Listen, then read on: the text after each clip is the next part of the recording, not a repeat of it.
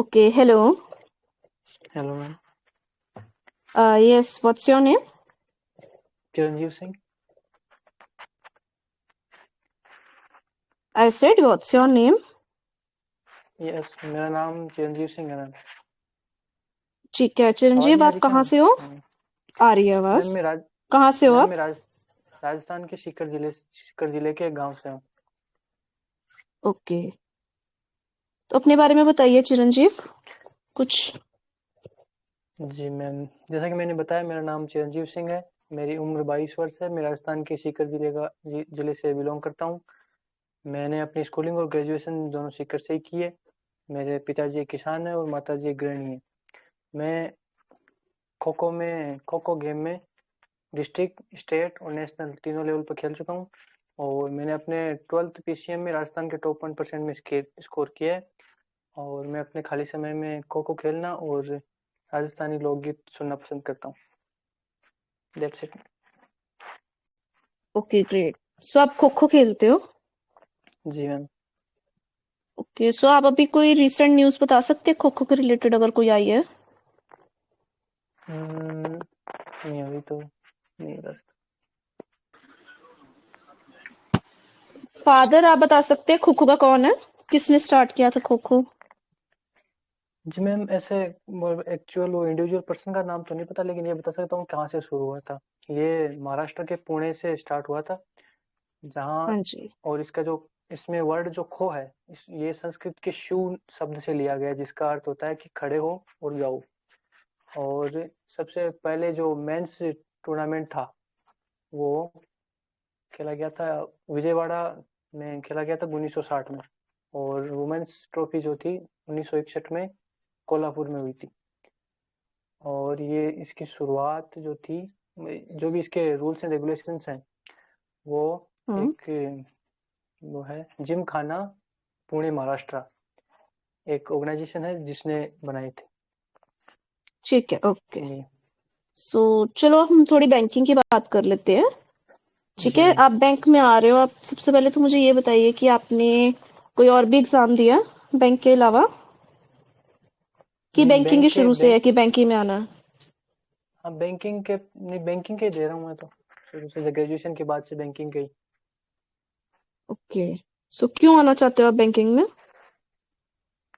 क्योंकि ma'am banking में मतलब हमेशा से थोड़ा इंटरेस्ट रहा हुआ है, और ये फाइनेंशियल इंस्टीट्यूशन है, इसमें हमेशा से कि फाइनेंशियल चीज़ों में वर्क करें। इसमें काफ़ी डाइवर्सिफिकेशन होती है वर्क की। और जो एक वर्क कल्चर होता है, जैसे अलग अलग सेक्शंस में काम होता है, लोन, कैश, और जो इसके अलग अलग और नई नई टेक्नोलॉजी इसमें आती रहती है, जैसे पेमेंट सिस्टम की यूपीआई हो गई, अभी जो यूपीआई 1 2 3 चल रही है, और और भी जैसे ना, इसलिए। वो तो कस्टमर्स के लिए हो गई ना यूपीआई। बैंक वालों का तो कोई काम ही नहीं है यूपीआई में। हाँ, मैं ऐसे बोल रहा हूँ कि जो पेमेंट सिस्टम होता है ना, जैसे आरटीजीएस करना, ये सब मतलब हम्म। एक अलग लेवल का जो अंदर से मोमेंटम होता है इस वर्क के लिए, इस जो बोलते हैं ना सेक्टर के लिए, वो है हमेशा से कि इसी में जाएं और ये जो न्यू न्यू टेक्नोलॉजीज आती हैं इन पर वर्क करें। ठीक है, तो चिरंजीव ये तो मतलब प्राइवेट बैंक में भी आती है, तो यहाँ पर ही क्यों? मैम, मैं ये तो आप गांव एच डी से। एफ सी जैसे बड़े बैंक भी ज्वाइन कर सकते हो। हाँ मैम, लेकिन मैं बताऊं कि मैं गांव से हूँ, और गांव में क्या होता है कि सभी बैंक के जो प्राइवेट बैंक्स होते हैं ऑलमोस्ट ये सिटीज में होते हैं, अर्बन एरियाज में होते हैं। रूरल रूरल एरियाज तक जो डेवलपमेंट है, उसके लिए काम ये पब्लिक सेक्टर बैंक ही करते हैं। तो मैं चाहता हूँ कि पब्लिक सेक्टर में जाकर मैं जहाँ से मैं उठा हूँ वहाँ पर जो डेवलपमेंट होनी चाहिए, जिस एरिया में जो सेमी अर्बन है, रूरल एरियाज हैं, तो एक्चुअल में जो इंडिया की जो डेवलपमेंट के लिए काम करते हैं, वो पब्लिक सेक्टर बैंक्स होते हैं। मैं चाहता हूँ कि उन्हीं में मैं जाकर कुछ कर सकूं।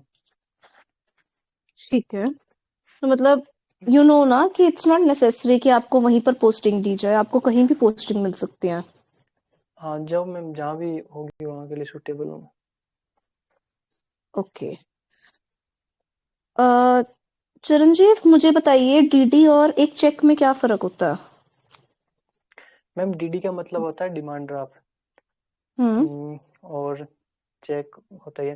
तो चेक होता है कि जब हम अकाउंट में अगर पैसे भी नहीं हो तो वो भी हम जारी कर सकते हैं, लेकिन डीडी प्रीपेड होती है, उसमें अगर जितने पैसे होंगे उतने की डीडी बनेगी। और चेक के लिए दूसरा डिफरेंस ये है कि चेक के लिए अकाउंट होना जरूरी है, लेकिन डीडी के लिए कोई अकाउंट, बैंक अकाउंट होना जरूरी नहीं है। हम नॉर्मली किसी भी ब्रांच में जाकर डीडी बनवा सकते हैं। और जो किस तरह चेक से? है, मतलब काउंटर पर विदाउट जाके। और अकाउंट आप कैश दे के आप बनवा पाओगे? हाँ। ठीक है। औ- चलिए फिर आप मुझे और लिमिट बता दीजिए कि कितने तक का डीडी विद कैश बन सकता है।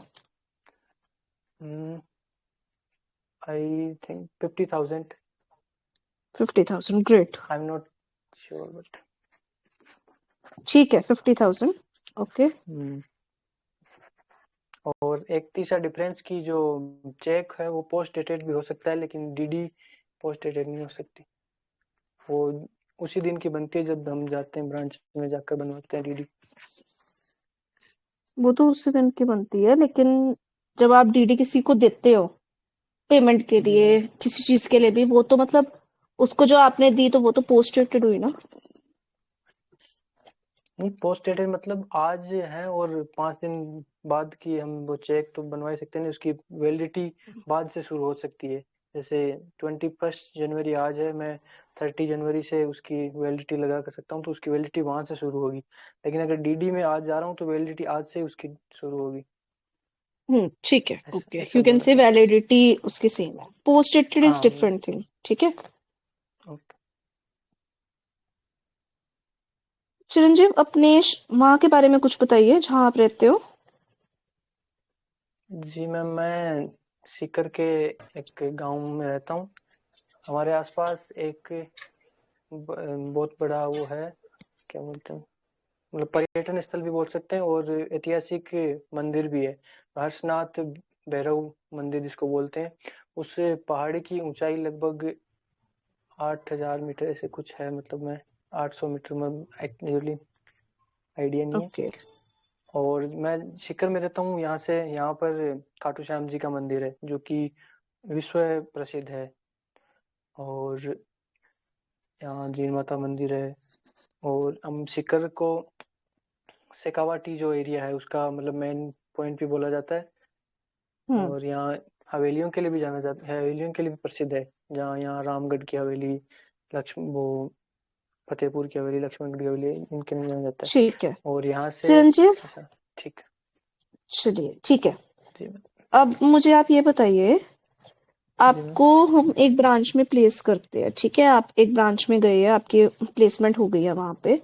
सो लेट्स जी। से कि आपके जो को वर्कर्स है, ठीक है, ठीक है। वो आप उनको कुछ कह रहे हैं लेकिन वो आपसे एग्री नहीं करते, एंड जो वो आपको कह रहे हैं करने को आप उससे एग्री नहीं कर रहे। ठीक है, समझ रहे हैं मेरी बात? मैं क्या आपको एग्जांपल दे रही हूँ। जी दे जी वांट कि मेरी। आप उनका कोई काम करिए, लेकिन आप उसको एग्री नहीं करते, आपको वो काम करना सही नहीं लग रहा, आप क्या करेंगे? आप क्या काम करेंगे या नहीं करेंगे? मैम मैं यही देखूंगा कि जो हमारे लिए जो एम्प्लॉयज के लिए जो रूल्स एंड रेगुलेशंस बनाए गए हैं उसके अंडर में है वो, अगर वो जो बोल रहे हैं तो मैं करूँगा। और अगर उसके वो अगर रूल्स को ब्रीच कर रहा है तो फिर मैं उनका वो बात नहीं मानूंगा। और अगर फिर भी मेरे समझ में अगर कोई बात नहीं आएगी तो मैं अपने सीनियर मैनेजर से उस बारे में डिस्कस करके कोई भी जो बोलते हैं क्या, किसी चलिए भी। मान लीजिए आपका हाँ। मैनेजर, सीनियर मैनेजर जो भी है, वो भी आपको कह रहे हैं कि भाई आपको ऐसा ऐसा करना है। Let's suppose he is telling you कि भी आपका कल के दिन में डेफ अकाउंट में पैसे जाने वाले हैं। डेफ अकाउंट समझते हैं आप? बता दीजिए मुझे डेफ अकाउंट क्या होता है। नहीं मैम, ये तो नहीं समझ। जो अकाउंट इनएक्टिव पड़े हैं, इनएक्टिव के बाद हमारा वो हो जाता है हाँ अकाउंट, हाँ, बंद डोरमेट हो वो जाता जो। है, डोरमैट हो जाता हाँ। है। ठीक है। जी मैम। अब जब बहुत देर से डोरमैट पड़ा रहता है तो आपको पता है कि आरबीआई की गाइडलाइंस है, आरबीआई के पास पैसे चल जाते हैं उस अकाउंट के, कितने टाइम के बाद अच्छा। जाते हैं?